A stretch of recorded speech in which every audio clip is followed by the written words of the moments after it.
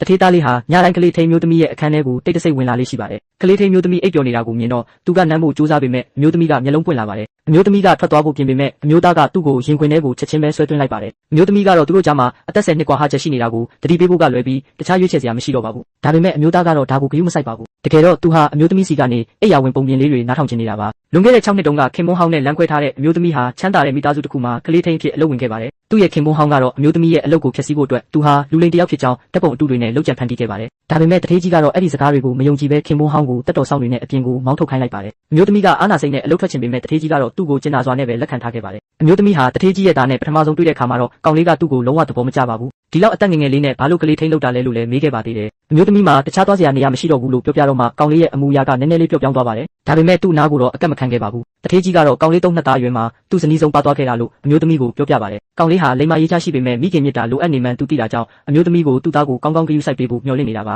အဲ့ဒီနေ့ကစပြီးအမျိုးသမီးရဲ့ဘဝဟာအေးအေးချမ်းချမ်းရှိခဲ့ပြီးကောင်လေးကလည်းသူ့ကိုတဖြည်းဖြည်းလက်ခံလာပါတယ်ဒါပေမဲ့မော်တော်ကားအက်ဆီဒင့်တစ်ခုကသူတို့ရဲ့အေးချမ်းတဲ့ဘဝလေးကိုရိုက်ချိုးလိုက်ပါတော့တယ်တထေးကြီးဟာအမျိုးသမီးကိုကယ်တင်ရင်းနဲ့ဆုံးပါသွားခဲ့တယ်လို့အမျိုးသမီးဟာလည်းအဲ့ဒီမတော်တဆမှုမှာပဲသူ့ရဲ့ကလေးကိုဆုံးရှုံးလိုက်ရပါတယ်အမျိုးသမီးဟာအရန်ကိုစိတ်တက်ကြသွားပြီးသူ့ကိုယ်သူအန္တရာယ်ပြုတော့မဲ့အချိန်မှာပဲကောင်လေးကအခန်းတကားကိုလာဖွင့်ပါတယ်သူကအမျိုးသမီးရဲ့ရည်ရွယ်ချက်ကိုမသိချင်အောင်ဆောင်ပြီးသူ့ကိုမနှက်စာလုပ်ပေးဖို့တောင်းဆိုပါတယ်မနှက်စာလုပ်ပေးပြီးတဲ့နောက်မှာတော့အမျိုးသမီးကကောင်လေးကိုအရန်နှလုံးသားမဲ့တယ်လို့ထင်မိပါတယ်ဘာလို့လဲဆိုတော့သူ့အဖေဆုံးတာတော့မျက်ရည်တစ်စက်မှမကျလို့ပါပဲကောင်လေးကလည်းဘာမှပြန်မရှင်းပြပါဘူးအလုပ်ရှင်ဆုံးသွားပြီဖြစ်လို့အမျိုးသမီးလည်းဒီမှာဆက်နေဖို့မလိုတော့ဘူးလို့ပဲပြောပါတယ်ဒါကြောင့်အမျိုးသမီးဟာအထုပ်ပိုးတွေပြင်ပြီးထွက်သွားဖို့ပြင်ပေမဲ့အိတ်တလုံးကြံခဲ့တာကြောင့်ပြန်လာယူတဲ့အခါမှာတော့ကျမ်းပြင်ပေါ်မှာထိုင်နေတဲ့ကောင်လေးကိုတွေ့လိုက်ရပါတယ်သူ့ဘေးကအိတ်ဆေးတွေကိုမြင်လိုက်ရတော့မှကောင်လေးရဲ့အေးဆက်ဆက်အမူအရာတွေဟာဟန်ဆောင်နေတာမှန်အမျိုးသမီးသိလိုက်ရပါတယ်တထေးကြီးဆုံးပါသွားတဲ့အတွက်ကောင်လေးဟာဘသူထက်မဆိုပိုပြီးစိတ်နှလုံးကြေကွဲနေခဲ့တာပါအမျိုးသမီးကသူ့နားကိုသွားပြီးဖတ်ထားပေးလိုက်ပါတယ်အဲ့ဒီအချိန်ကစပြီးသူတို့နှစ်ယောက်ဟာတယောက်နဲ့တယောက်အဖိုးတန်ဆုံးလူသားတွေဖြစ်လာကြပါတယ်တထေးကြီးပေါ်အာနာစိတ်ကြောင့်လည်းဖြစ်နိုင်တယ်လို့အမျိုးသမီးကကောင်လေးရဲ့စိတ်တန်ရာတွေကိုကူစားပေးဖို့အမြဲကြိုးစားခဲ့ပါတယ်သူကြီးပြင်းလာတဲ့မှတ်တိုင်တိုင်းကိုမှတ်တမ်းတင်ပေးတယ်လို့မွေးနေ့တိုင်းမှာလည်းအံ့ဩစရာလေးတွေပြင်ဆင်ပေးတတ်ပါတယ်ကောင်လေးကလည်းအမျိုးသမီးရဲ့ခံစားချက်တွေကိုပြန်ပြီးဂရုစိုက်ပေးပါတယ်